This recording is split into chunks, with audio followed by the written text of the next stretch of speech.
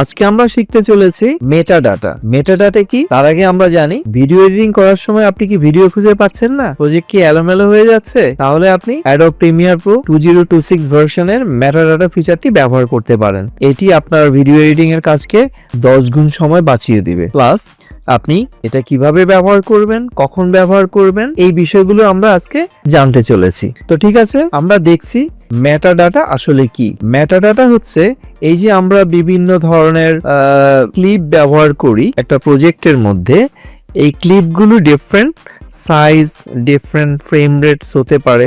এখন কোন ফ্রেম রেটে কত রেজলিউশনে আমরা একটা সিকোয়েন্স ক্রিয়েট করব, সেটা আমরা পাবো হচ্ছে মেটাডাটা থেকে। আমরা যদি কোনো ফুটেজের মেটাডাটা না পাই, তাহলে আমাদের যেটা হয়ে যাবে, বিভিন্ন ক্যাটাগরি ফুটেজ হয়তো একটা সিকোয়েন্সে ঢুকে যাবে এবং ভিডিওগুলো আসলে এলোমেলো কোয়ালিটির হবে, কোনোটাই পারফেক্ট কোয়ালিটির আউটপুট দিবে না। তো এটা কিভাবে কাজ করে, এটা কাজ করলে বা এই মেটাডাটা ইউজ করলে আমরা কি কি অ্যাডভান্টেজ পাবো এবং এটা কোথায় কোথায় ব্যবহার করলে ভালো হবে, সেই জিনিসটা আমরা আজকে জানতে চলেছি। তো ঠিক আছে, welcome to IT Guru. IT গুরুতে স্বাগতম। এটি এমন একটি স্থান যেখানে প্রযুক্তি শেখা সহজ, আকর্ষণীয় এবং আমাদের ভাষায়। চলুন আজই শুরু হোক আমাদের শেখার যাত্রা, একসাথে আইটি গুরুতে।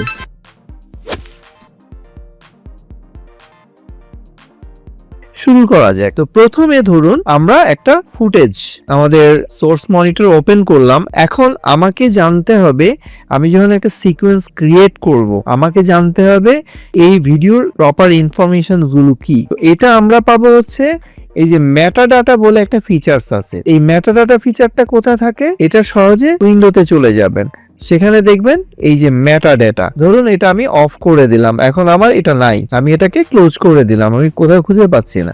সো আমি এখান থেকে এই যে মেটাডাটা অন করে নিব। এটা আপনি এই পাশে থাকতে পারে, এই পাশে থাকতে পারে, যে কোনো একটা লোকেশনে আপনার এটা থাকবেই। আচ্ছা,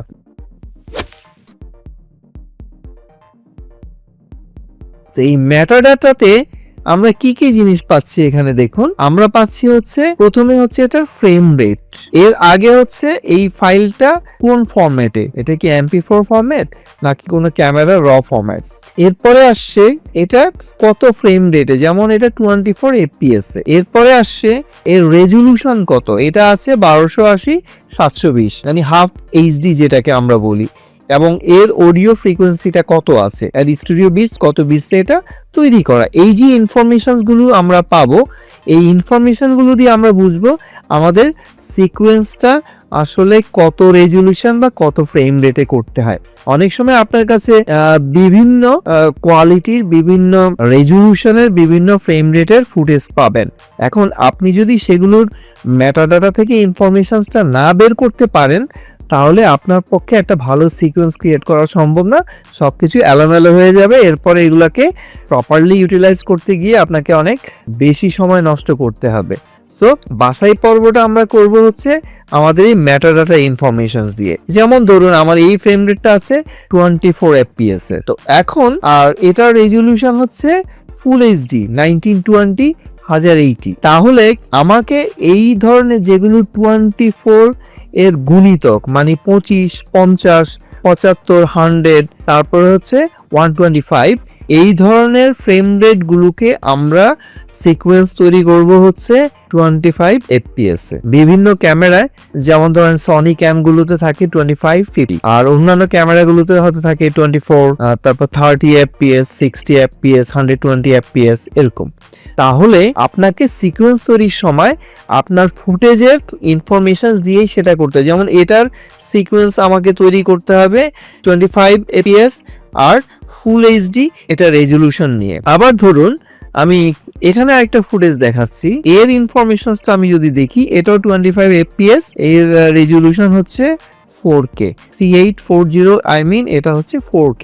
তাহলে এটার সিকোয়েন্স আপনাকে তৈরি করতে হবে 4K 25 FPS এর। এখন যদি এটাকে আপনি অন্য FPS এ করেন, আইদার 30 FPS বা 60 FPS বা 24, সেক্ষেত্রে আপনার ভিডিও কোয়ালিটি লস করবে, মানে ওর আসল ডিটেলস ও হারাবে, ওরকম ক্লিয়ার কাট বোঝা যাবে না। এইগুলো দিয়ে আমরা আমাদের ক্যাটাগরি ডিফাইন করব।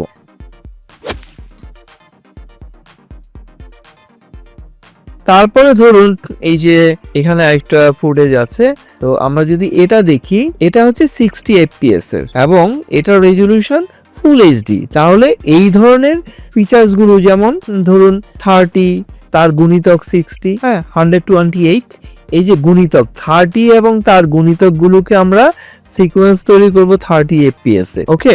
আর এবং এটা অবশ্যই ফুল এইচডি রেজলিউশনই হবে। আচ্ছা, এবার আমরা আরেকটা দেখি যে এই ফুটেজটার আমরা রেজলিউশন যদি দেখি, এটা আছে 100 fps, তার মানে হচ্ছে এটা 25 গুণিতকের, 25, 50 এবং 100।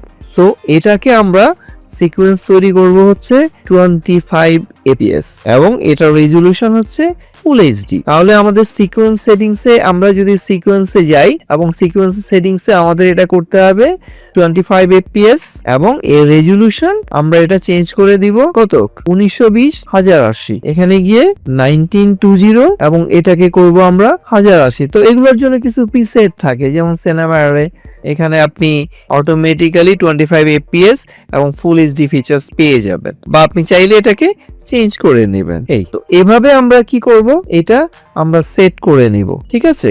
এরপরে আমরা দেখছি যে আরেকটা ভিডিওতে যদি আমরা যাই, এটা সম্ভবত আমি দেখেছি, হ্যাঁ এটা 60 fps, এটা হচ্ছে 100 fps, এগুলো আমরা দেখেছি এর আগে। তো এভাবে আমরা কি করব, ডিফাইন করব যে যেমন এটা 100 fps, এটা আমরা সিকোয়েন্স নেব হচ্ছে 25 fps এ, মানে ফ্রেম পার সেকেন্ড, আর এটা রেজলিউশন হচ্ছে ফুল এইচডি। সো আমরা এখন জানলাম মেটা ডাটা কি, এটা থেকে আমরা কি কি উপকার পেতে পারি, এবং আমাদের ভিডিও এডিটিং এ সিকোয়েন্স থেকে শুরু করে সমস্ত কাজকর্মগুলো আমরা এভাবে সর্ট আউট করে নেব। যদি আমরা প্রত্যেকটা ভিডিওর আসল কোয়ালিটি মেনটেন করে তৈরি করতে চাই, তাহলে আমাদেরকে অবশ্যই এই মেটাডাটা ইনফরমেশনসগুলো আমাদের নিতে হবে। ইভেন এখানে আমাদের অডিওর ফিচারটা মাথায় রাখতে হবে যে অডিও কত বিটসে তৈরি করা আছে। সো অডিও প্রোফাইলটাকে আমাদের ওইভাবে সাজাতে হবে। তো আজকে এই পর্যন্তই। তো যারা আগের ভিডিওগুলো দেখেননি অবশ্যই সেগুলো দেখে নেবেন। এই ভিডিও ডেসক্রিপশনসে পুরো প্লেলিস্ট এবং প্রিভিয়াস ভিডিও লিঙ্কস দেওয়া থাকবে। আর ভিডিওটি ভালো লাগলে অবশ্যই লাইকস এবং শেয়ার করবেন। আর আপনাদের কোনো মতামত থাকলে, কোনো ইনফরমেশন থাকলে অবশ্যই কমেন্ট করে জানিয়ে দেবেন। তো ঠিক আছে, সবাই ভালো থাকুন। শিখতে ভালো লেগেছে? তাহলে একটা লাইক দিন। আপনার একটি লাইক আরো অনেককে সাহায্য করতে পারে। আপনার মতামত, প্রশ্ন বা নিজের টিপস থাকলে কমেন্টে জানাতে ভুলবেন না। আপনার কথা শুনতে আমার ভালো লাগে। যদি আপনি বিশ্বাস করেন যে শেখা মানেই ক্ষমতায়ন, তাহলে সাবস্ক্রাইব করুন এবং বেল আইকনটি অন করে নিন। চলুন এমন একটা ভবিষ্যৎ গড়ি যেখানে প্রযুক্তি সবার জন্য শেখার সুযোগ তৈরি করে। ভিডিওটি শেয়ার করুন এমন কারোর সাথে যে শিখতে চায়। চলুন একসাথে এগিয়ে যাই।